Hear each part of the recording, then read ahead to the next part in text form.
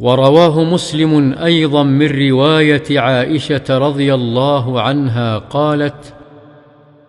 قال رسول الله صلى الله عليه وسلم: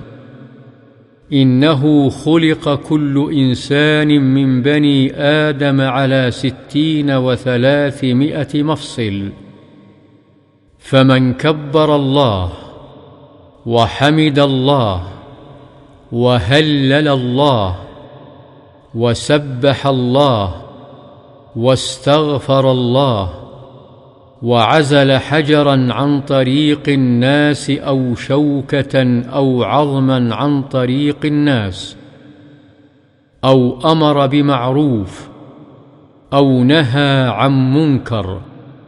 عدد 60 و300،